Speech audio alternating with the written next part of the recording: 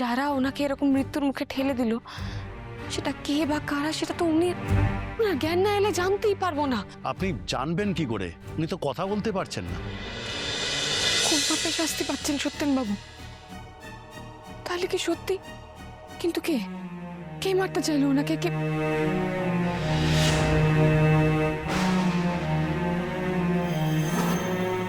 রোহিণী?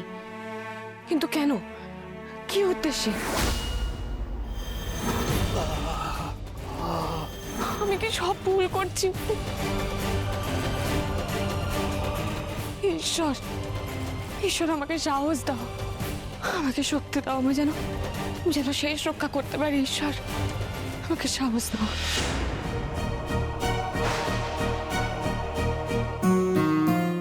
হসপিটালে? কোন হসপিটালে ভর্তি করেছো ওকে? অপর্ণাও আছে? ওকে, আমি বলছি কি করতে হবে।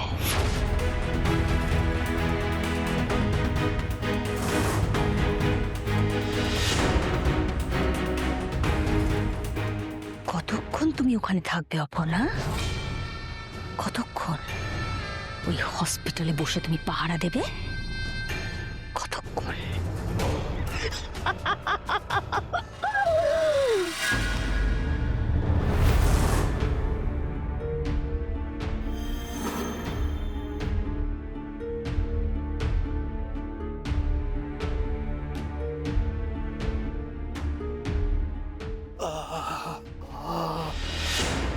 উনি আমায় কিছু বলতে চাইছিলেন। কি বলতে চাইছিলেন? কি বলতে চাইছিলেন উনি আমাকে?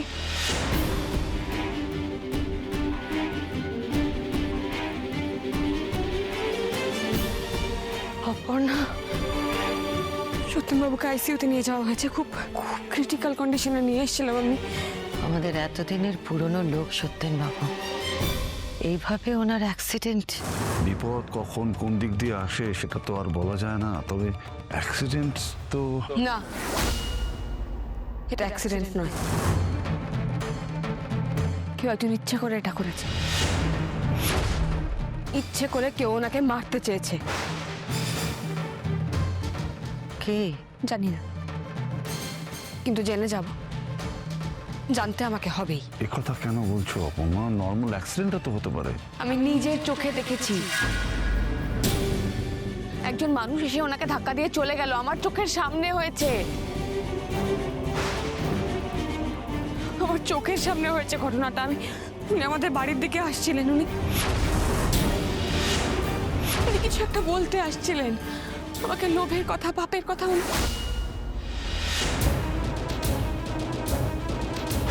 সত্যেনবাবু হয়তো কিঙ্কর সাহেবকে দেখছিলেন, কিছু বলতে চাইছিলেন। আমি আসল অপরাধীকে খুঁজে বের করবই। আশ্চর্য, সত্যেনবাবু এতদিন কোথায় ছিলেন? আর আজকেই বা হঠাৎ ওই বাড়িতে আসছিলেন কেন? নিশ্চয়ই নিশ্চয়ই কিছু বলতেই আসছিলেন, নাহলে সিংহরায়ের বাড়ির দিকে আসবেন কেন? পালিয়ে যাওয়ার হলে তো আর ওই বাড়ির দিকে আসতেন না, তাই না? ওর বাড়ি থেকে এত কিছু পাওয়া গেল, তারপরেও তুমি? পাওয়া গেল না পাওয়ানো হলো তা আমি জানি না কিঙ্কর স্যার।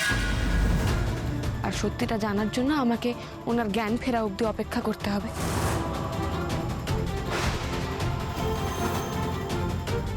পাওয়ানো হলো মানে? উনি ঠিক আছেন ডাক্তারবাবু? মানে ওনার জ্ঞান ফিরেছে? না না, ওনার জ্ঞান এখনো ফেরেনি। ওনার জিভ এবং হাতে কোনো রকম স্বাদ নেই। এটা কি অ্যাক্সিডেন্টের কারণেই হয়েছে ডাক্তারবাবু? দেখুন, আমি সেটা এক্ষুনি বলতে পারবো না, তবে অ্যাক্সিডেন্টের জন্য জিভের সার চলে যাওয়াটা কোনো কমন ঘটনা নয়। তার মানে কেউ ওনার কথা বন্ধ করিয়ে দিতে চেয়েছে। সব সত্যি এখানেই লুকিয়ে আছে, উনিই জানেন সবটা। ধাক্কাটা খুব খারাপভাবে লেগেছে, খুবই ফেটেল। ব্রেনেও হ্যামারেজ হচ্ছে, ক্লটস জমে গেছে। 48 ঘন্টার আগে কিছু বলা যাবে না, আমাদের তার জন্য অপেক্ষা করতে হবে।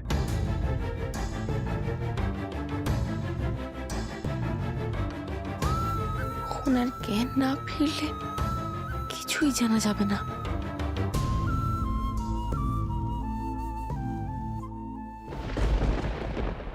অপর্ণা,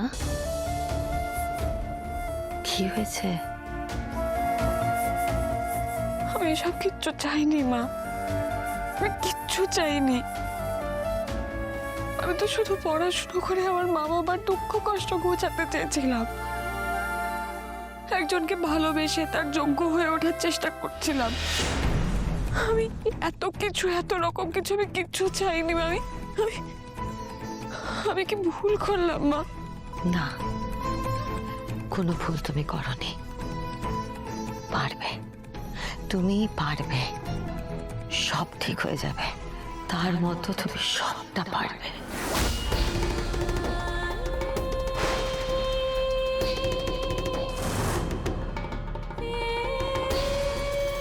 কার মতন মা?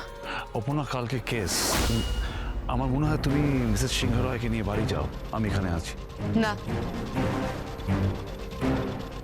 আমাকে ওনার সাথে কথা বলতে হবে। ওনার জ্ঞান ফিরলে আমাকে ওনার সঙ্গে কথা বলতে হবে, সবার আগে আমাকে কথা বলতে হবে। কিন্তু ডাক্তার তো বললো যে 48 আওয়ার্সের আগে সেন্স ফিরবে না, সেক্ষেত্রে যদি ফেরে,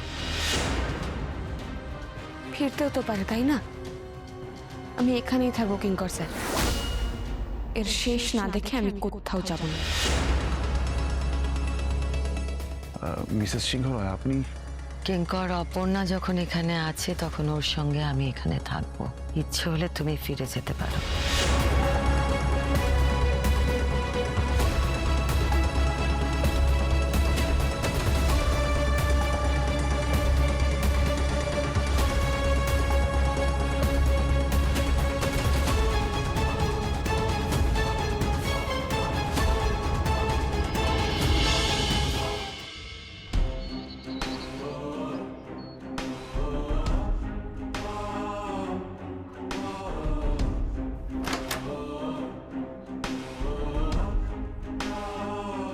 মা, ও ডাক্তারবাবু। হ্যাঁ ডাক্তারবাবু। ডাক্তারবাবু, উনি ঠিক আছেন এখন? জ্ঞান ফিরেছে? আমরা এবার দেখা করতে পারি? কোনো লাভ নেই তো ম্যাডাম, উনি তো একই রকম আছেন। কিন্তু যারা ওনাকে এরকম মৃত্যুর মুখে ঠেলে দিল, সেটা কে বা কারা, সেটা তো উনি, ওনার জ্ঞান না এলে জানতেই পারবো না। আপনি জানবেন কি করে? উনি তো কথা বলতে পারছেন না। অ্যাকচুয়ালি ওনার তো জ্ঞানই ফেরেনি। একটু সময় লাগুক, মানুষটা ভালো হয়ে যাবে তো। আমরা তো সব রকম ভাবেই চেষ্টা করছি ম্যাডাম, দেখা যাক।